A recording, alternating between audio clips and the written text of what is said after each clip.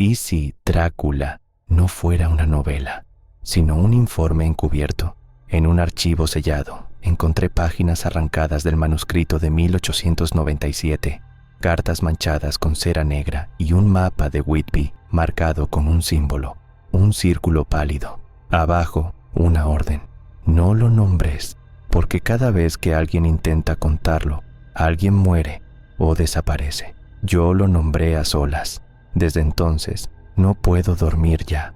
Trabajo en un depósito sin ventanas, a 4 metros bajo tierra. Los pasillos están marcados con números que no aparecen en ningún catálogo público, y las estanterías huelen a cartón húmedo y metal viejo. Allí abajo el aire es siempre el mismo, frío, reciclado, obediente. En la balda más alta, detrás de cajas rotuladas como inservibles, encontré un sobre negro con un sello de cera gastado.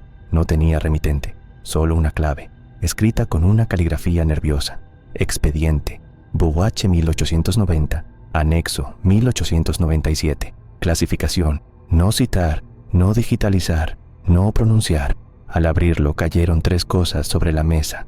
La primera, un mapa de Whitby, doblado tantas veces que parecía a punto de partirse. Encima del acantilado, alguien había trazado un círculo pálido, casi sin presión, como si temiera dejar huella. La segunda, un manojo de páginas arrancadas, numeradas a lápiz. Había saltos en la secuencia, renglones amputados, nombres cortados con cuchilla. No era censura cuidadosa, era prisa y era culpa. La tercera, una nota breve con tinta ferrosa, comida por el tiempo.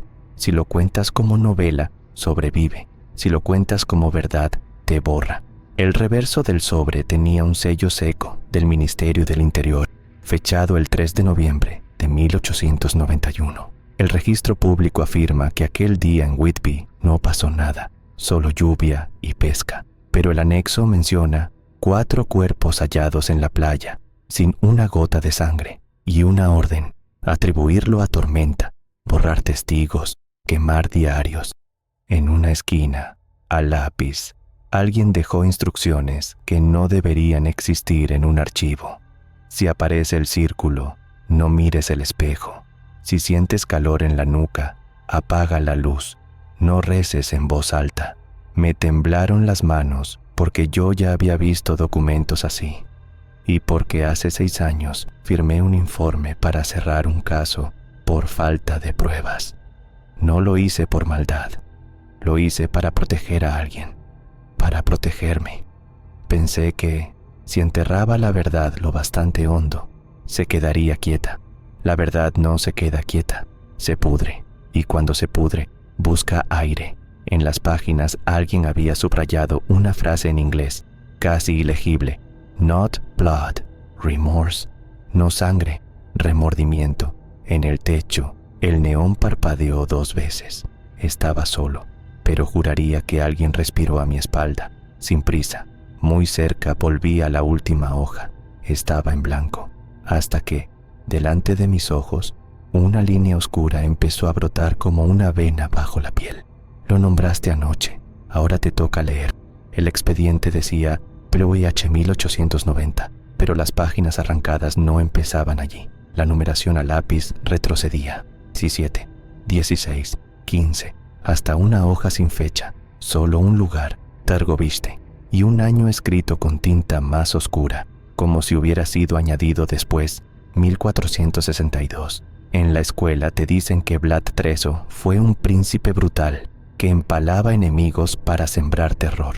La historia oficial lo deja ahí: política, guerra, propaganda, fin.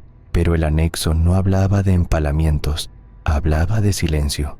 Los cuerpos no sangran, decía una línea, traducida al inglés por alguien con pulso tembloroso. La piel se enfría antes de morir.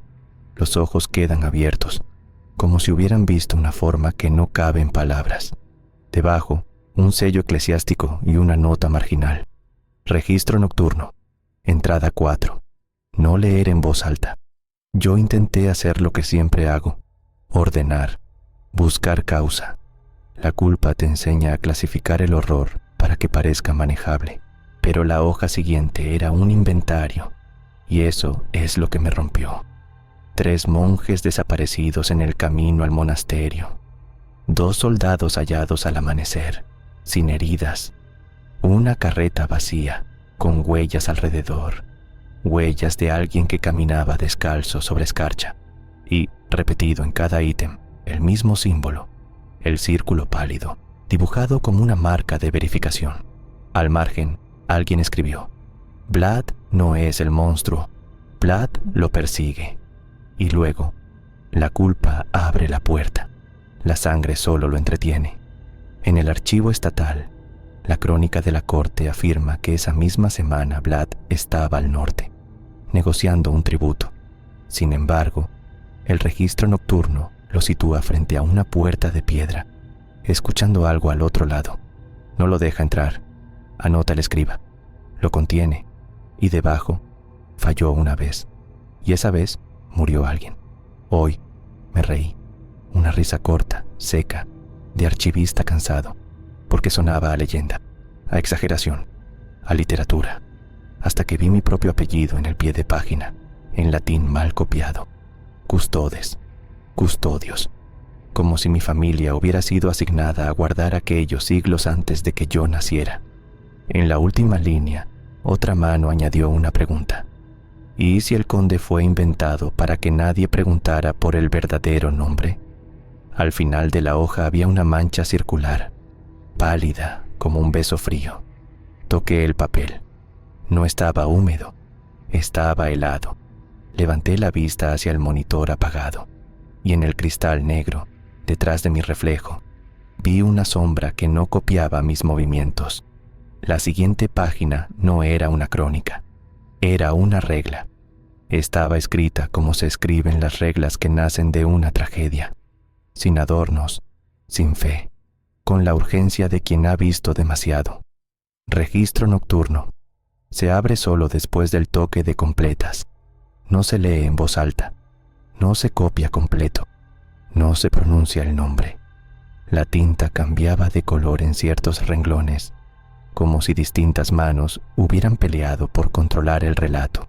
Un abad añadió al margen: la sangre no lo llama, la culpa sí. Y otro, años después, con letra más temblorosa: la culpa es una campana, cuando suena adentro, él escucha. Aparecían fechas sueltas, clavadas como alfileres en un mapa invisible. 1476, cerca de Snagov. Se oyó al príncipe rezar en la ribera. No rezaba a Dios, rezaba para no decirlo. 1492, paso de Bran. Un hombre confesó haber traicionado a su hermano. A la mañana, hallamos el círculo pálido en su garganta. 1511, monasterio de Cosia. 3 novicios desaparecidos. Solo quedó una vela intacta, encendida, sin mano. En los libros públicos, esas noches no existen. En los registros estatales, las rutas eran seguras. Los monjes vivían, los muertos morían de frío. Pero el registro nocturno insistía en un detalle imposible. La marca no era herida, era ausencia. Un anillo de piel pálida, sin pulso, como si el cuerpo hubiera sido editado. Luego encontré una confesión breve, copiada y recopiada hasta volverse casi anónima. Lo vi sin verlo. Sentí su mirada como una mano dentro de mi boca. Quise gritar el nombre para expulsarlo, y entendí que eso era exactamente lo que quería. Esa frase me detuvo, porque yo sabía lo que es contener una palabra. Hace 6 años, cuando firmé aquel informe, también contuve un nombre, un hecho, un remordimiento. La hoja siguiente tenía un sello familiar, una inicial que reconocí antes de querer reconocerla. L, la misma L de mi firma, torcida por el cansancio. Debajo, en latín, una línea seca: Custodes non confitentur. Los custodios no confiesan. Y ahí, por primera vez, el registro dejó de hablar del monstruo y habló de mí, aunque yo aún no había nacido. En el margen, alguien escribió: si el custodio rompe el voto, el círculo aparece en su casa. Al pie, una entrada estaba arrancada. Solo quedaba la numeración: 1890, Whitby. y en el hueco, como una burla, una última frase sobrevivió al cuchillo. Cuando llegue el mar, no mires atrás, porque él ya estará delante, y su nombre sonará dentro de tu culpa. Ya Whitby, 1890. En el expediente, el salto de siglos es brutal, de monasterios helados a una costa inglesa que huele a algas y carbón. La hoja comienza con un recorte de periódico pegado con cola seca, titular pequeño, banal, niebla densa sobre el puerto, pero debajo alguien añadió a mano: esa noche no fue niebla, fue cobertura. El anexo enumera nombres que deberían pertenecer a ficción: un notario, un capitán, un médico rural y Bram Stoker, no como autor, como testigo. En la versión pública, Stoker era un hombre de teatro, un administrador. En esta hoja es otra cosa: un recolector de voces. Interroga sin levantar sospechas, anota el escriba. Pregunta por mordidas y nadie responde. Pregunta por culpa y todos hablan. La primera declaración es de un pescador. Dice que vio un barco varado, sin vela, como si el mar lo hubiera empujado con paciencia. No oyó gritos, solo un golpeteo rítmico, suave, contra la madera, como si alguien contara el tiempo desde dentro. Al amanecer, el capitán apareció en la playa con la garganta limpia, sin herida, y el círculo pálido marcado bajo la piel. Luego aparece un mapa, distinto al mío, pero con el mismo símbolo sobre el acantilado, y una nota. Aquí se dijo el nombre por primera vez en inglés. Stoker visitó una biblioteca, pidió crónicas de Europa del Este. No buscaba vampiros, buscaba patrones. Copió fechas, cambió letras, escondió lugares, y cuando creyó tenerlo, escribió una frase que el editor tachó, pero el anexo conservó: si lo publico como verdad, me matan. Si lo publico como historia, lo encierro. La hoja termina con una orden oficial: convertir incidente en superstición local, y con una línea privada, casi un susurro, en tinta ferrosa: si alguien insiste en contarlo bien, el círculo vuelve. Esa noche, según el anexo, Stoker regresó a su habitación, se miró al espejo y lo apartó del muro, no por miedo a su rostro, por miedo a ver detrás. En el reverso, entre pliegues, había una carta sin enviar. No llevaba firma, pero el anexo la atribuye a Stoker. He elegido un conde para que nadie pregunte por el verdadero nombre. He puesto colmillos para tapar el frío.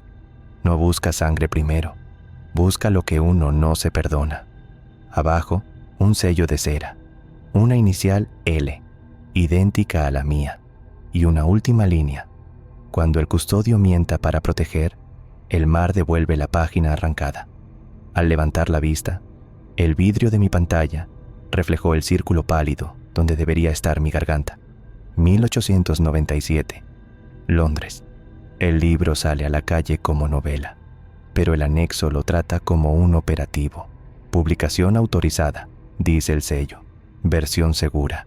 Debajo, una instrucción: eliminar todo lo que suene a confesión directa. En los márgenes aparece el nombre del editor, repetido como si fuera un guardián más. No se le acusa, se le agradece. Recortó con criterio, anota a alguien, salvó al autor y encadenó el resto. Hay incluso un inventario de pruebas de imprenta. 3 juegos completos, uno quemado, otro sellado y el tercero devuelto al custodio. Entonces entiendo por qué la estructura del libro es como es: cartas, diarios, informes, fragmentos. No es un capricho literario, es una forma de repartir la culpa. Si la verdad está partida en 100 voces, nadie la carga completa, y si nadie la carga completa, tal vez nadie lo llama. El anexo incluye una lista de cortes, páginas retiradas, párrafos reescritos, nombres sustituidos por iniciales. En un punto, la numeración salta del 112 al 119. En el libro público ese salto no existe. Aquí sí. Aquí está señalado con tinta roja como una herida.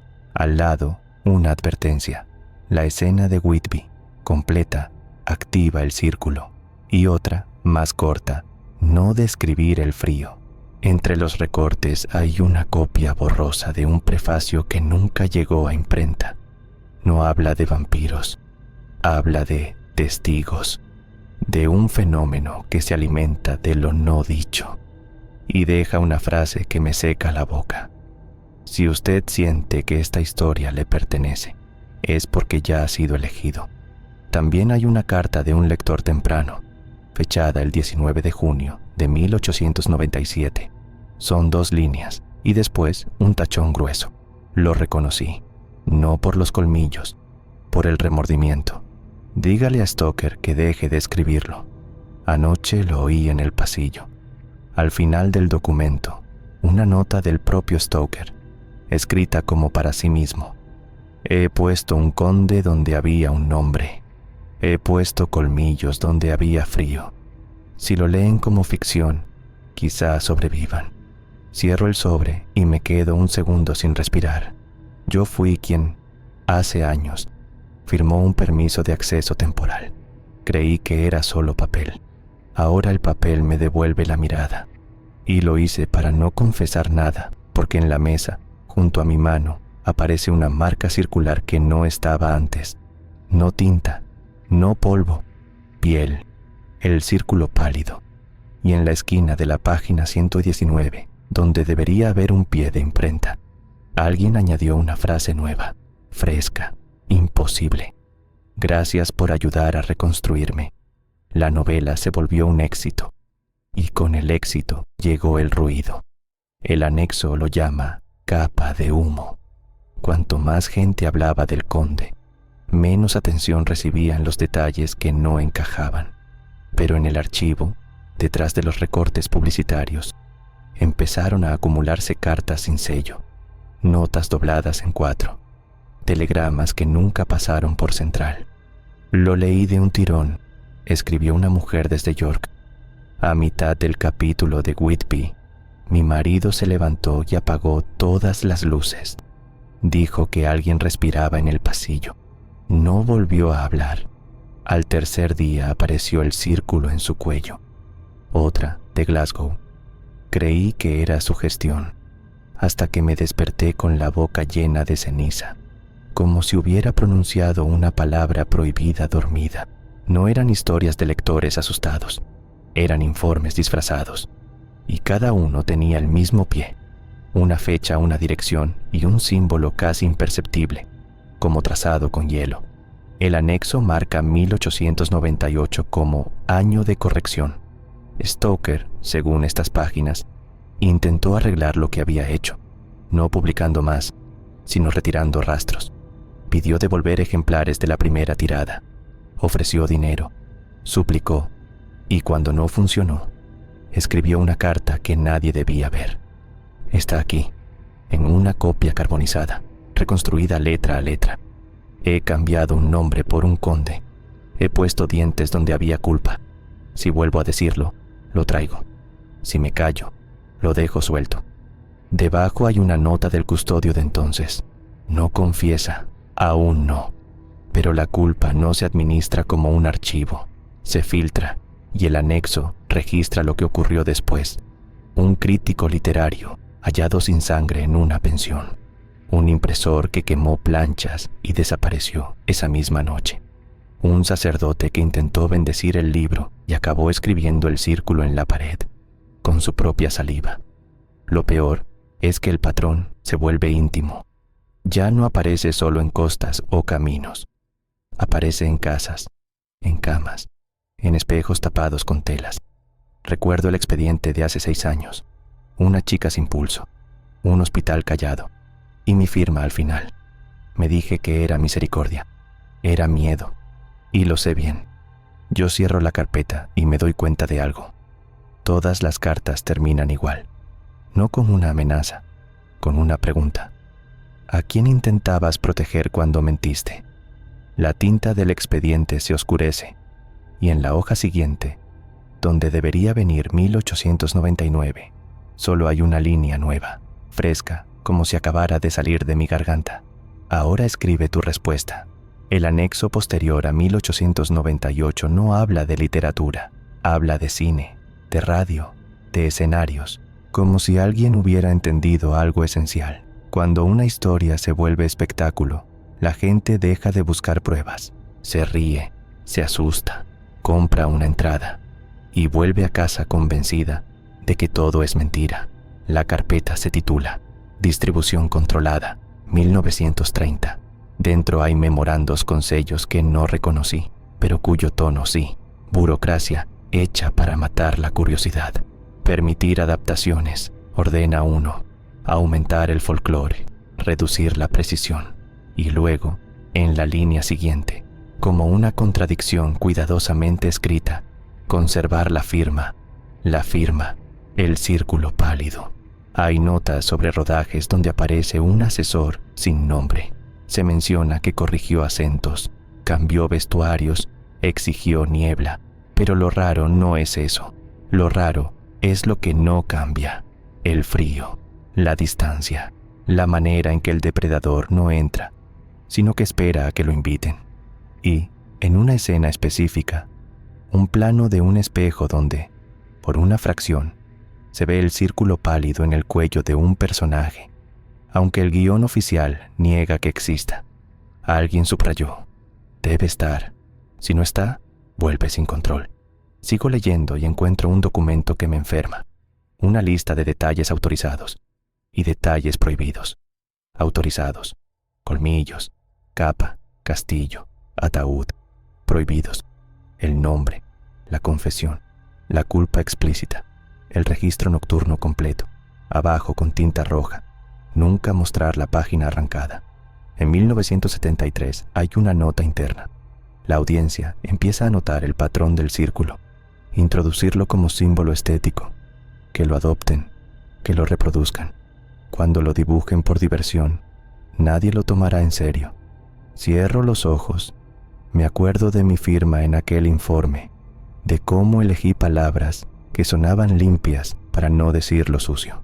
Eso es exactamente esto: lenguaje para esconder una herida.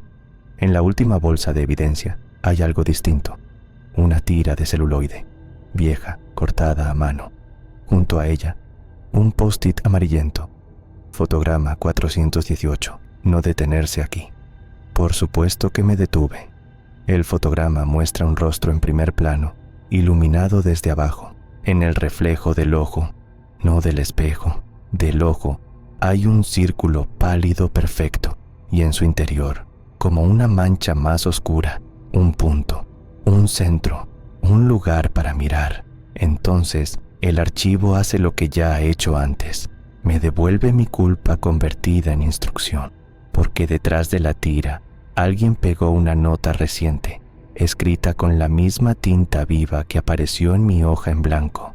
Si puedes verlo en pantalla, ya puede verte a ti. Levanté la vista del fotograma y la luz del monitor, que estaba apagado, se encendió sola con una imagen fija: mi cuello, marcado por el círculo pálido. El anexo cambia de textura en cuanto entra el siglo XX. Ya no son crónicas ni cartas, son formularios, fichas clínicas, sellos de hospital, códigos de diagnóstico que suenan a excusa. La primera carpeta moderna está fechada en 1978. Ingreso nocturno, paciente masculino, hallado desorientado cerca del puerto. La versión pública habla de hipotermia y alcohol. El anexo adjunta algo que no se explica con frío: hemoglobina incompatible con la vida, 0 signos de hemorragia, ninguna herida, ningún rastro de lucha. Al margen, escrito por alguien que sabía lo que hacía: no es pérdida, es extracción. En 1986, otro caso. En 1994, 3. En 2002, 11. Cada hoja repite el mismo detalle, el mismo vacío: sangre ausente, sin motivo físico. Y en todas, una observación que los médicos intentan normalizar con lenguaje técnico: marca circular hipopigmentada en región cervical. El círculo pálido, convertido en síntoma para que nadie pregunte qué es. Luego aparecen las correcciones. Un memorando interno ordena cambiar diagnósticos, unificar causas, cerrar expedientes. evitar patrones, evitar pánico, evitar el nombre. Y ahí está el mecanismo. Cuando el horror se archiva como estadística, deja de parecer un monstruo. Yo leo esos documentos y me doy cuenta de por qué el archivo me eligió a mí. Porque en 2019 firmé uno de esos cierres. Caso 19041. Hospital Comarcal. Una paciente ingresó con frío en la piel y la garganta limpia, como si la muerte no hubiera encontrado dónde agarrarse. Los análisis no cuadraban. El médico pidió auditoría. Yo la bloqueé. Cambié una palabra. Moví un número. Añadí una frase. Error de laboratorio. Me dije que era por su familia, por evitar titulares, por evitar lo que yo ya sospechaba y no quería nombrar. Pero la verdad es más simple y más sucia. Lo hice para no confesar que lo había visto antes. En el anexo, mi firma aparece pegada a una hoja que yo juraría no haber visto nunca. Una segunda página del mismo informe, marcada como adjunto no digitalizado. Y ahí, con letra de enfermería, una frase que me deja vacío.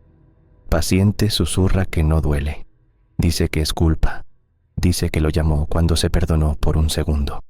Sigo y encuentro la línea que conecta todo. Rutas, puertos, carreteras, hospitales, archivos regionales. Como si la entidad no viviera en un castillo, sino en los lugares donde la gente llega rota y con secretos. Como si viajara pegada a lo que uno no se atreve a decir.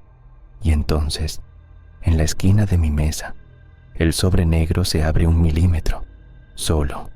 De dentro cae una tarjeta de acceso que no estaba antes. Tiene fecha de hoy y un destino.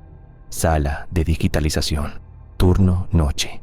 Y en la parte de atrás, escrito con tinta viva, una instrucción que no es del archivo, es para mí. Ve, escanéalo todo. Quiero estar completo. La sala de digitalización huele a plástico caliente y polvo viejo. A esa hora el edificio está dormido, pero los servidores nunca duermen. Zumban como un enjambre detrás de la pared. Puse la tarjeta nueva en el lector. Luz verde, como si me estuvieran esperando. En el centro hay un escáner de alta resolución, de esos que tratan los documentos como si fueran reliquias. Encima, una etiqueta, turno noche. Abajo, una nota sin firma, sin copias locales, subida directa. Abrí el sobre negro. Las páginas arrancadas parecían más frágiles aquí, bajo la lámpara blanca. Y lo peor, el círculo pálido del mapa no se veía dibujado, se veía impreso en la fibra, como una marca de agua que siempre estuvo allí. Empecé a escanear. A cada página, el monitor mostraba una vista previa y un nombre de archivo que yo no elegía. Registro nocturno, restauración. Cuando terminé la primera tanda, apareció una carpeta nueva, creada sola, los que lo nombraron. Dentro había una lista, no de siglos, de personas, nombres, iniciales, fechas de incidente y un último campo, estado. Algunos decían accidente, infarto, desaparecido. En la columna de notas, la misma frase repetida con pequeñas variaciones. Leyó la parte completa, contó el nombre correcto, lo dijo en voz alta. Mi garganta se cerró, porque al final de la lista había una línea en blanco, como una invitación. Y al lado, la fecha de hoy ya estaba escrita, aunque yo no había tocado el teclado.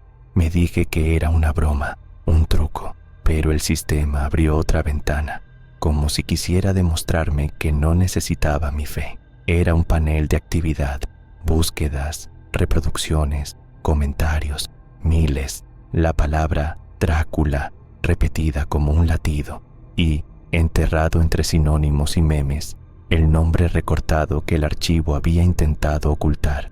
Entendí la trampa. Antes había monasterios, cartas, imprentas. Ahora hay algoritmos. Ya no hace falta pronunciarlo. Basta con pensarlo lo suficiente y escribirlo una vez. El cursor parpadeó en la línea vacía y una frase apareció, lenta, segura, como si alguien dictara desde mi culpa. Dime a quién protegiste cuando mentiste. Miré la cámara del pasillo. No había nadie, pero en la pantalla, mi cuello mostraba el círculo pálido más nítido que en el espejo, como si el sistema lo hubiera dibujado primero. Aquí, ahora. Entonces sonaron golpes en la puerta, no fuertes, exactos. 3. Pausa. 3. La manija se movió, despacio, como probando si yo iba a invitarlo a entrar. No abrí la puerta. Me quedé inmóvil, con el cursor parpadeando sobre esa línea en blanco, como si la pantalla respirara. Los golpes no se repitieron. Y eso fue peor, porque cuando alguien insiste, todavía es humano. Cuando alguien espera, es otra cosa. Dime a quién protegiste cuando mentiste. Durante años me conté la misma historia. Lo hice por su bien, por su familia, por evitar el caos. Pero el archivo no quería mi versión bonita. Quería la verdad que yo mismo había enterrado. Caso 19041. La paciente era mi hermana. No lo puse en el informe. No podía. Si aparecía su nombre, alguien preguntaría por qué estaba ahí. ¿Por qué entró sin registro? ¿Por qué los análisis mostraban vacío donde debería haber vida? Yo la saqué del sistema y la convertí en un número. Le robé su verdad para salvarla del monstruo. Y la condené a algo peor, a quedarse sola con su culpa. Porque ella no estaba muriendo de frío. Estaba siendo escuchada. Había confesado algo, una noche antes, en voz alta. Algo que nunca me dijo. Algo que la rompía por dentro. Y cuando lo soltó, creyó que se iba a aliviar. En lugar de eso, activó el círculo. Como decía el registro nocturno, la culpa es una campana. Y él oye. En la carpeta, los que lo nombraron, encontré su línea, escondida entre iniciales, estado, recuperada, nota, custodio intervino. Esa era mi coartada, eso era mi cadena. Los golpes en la puerta volvieron una sola vez, como un recordatorio. Y entonces entendí lo más perverso. Todo este tiempo pensé que el archivo era una advertencia. No, era un manual de reconstrucción. Páginas arrancadas, cartas, fotogramas, informes, piezas dispersas para que alguien, algún día, lo armara completo. Mi culpa no era un accidente, era el anzuelo. Cada vez que callé, lo alimenté. Cada vez que mentí, para proteger, le di forma. Y ahora, con el escáner, le estaba dando lo único que le faltaba: continuidad, un cuerpo hecho de relato. Miré el mapa de Whitby una última vez. El círculo pálido no marcaba un lugar, marcaba un método. Un punto donde alguien se atreve a mirar atrás y, al hacerlo, invita. La pantalla escribió otra frase, sin que yo tocara nada. Gracias por terminarme. La puerta dejó de moverse, porque ya no necesitaba entrar. Yo lo había traído dentro cuando acepté responderle. Pensé en mi hermana, en la forma en que el archivo la llamó recuperada, como si estuviera viva en algún sitio, pero no aquí, como si el círculo fuera una salida y también una trampa. Entonces hice lo único que el registro nocturno prohibía. Hablé en voz alta, no el nombre, no eso. Dije la verdad. Te protegí a ti, susurré, y por protegerte te perdí. El frío me tocó la nuca, no como un soplo, sino como una mano que sabe exactamente dónde apretar. En el monitor, la línea en blanco de la lista se completó sola con mi nombre, y en ese instante comprendí la última regla, la que nadie escribe porque es demasiado tarde cuando la entiendes. No hace falta pronunciar el nombre, basta con llegar hasta el final. Si estás leyendo esto, ya lo oíste en tu cabeza aunque no quieras, y eso basta. Si ahora, cuando apagues la pantalla, sientes que alguien respira en el pasillo, no mires el espejo, no reces en voz alta y no intentes contarlo bien, porque el círculo pálido solo necesita una cosa: tu remordimiento. Si quieres que haga la parte 2, con el registro nocturno completo y las páginas arrancadas de Whitby, Deja un like, suscríbete y comenta. Parte 2.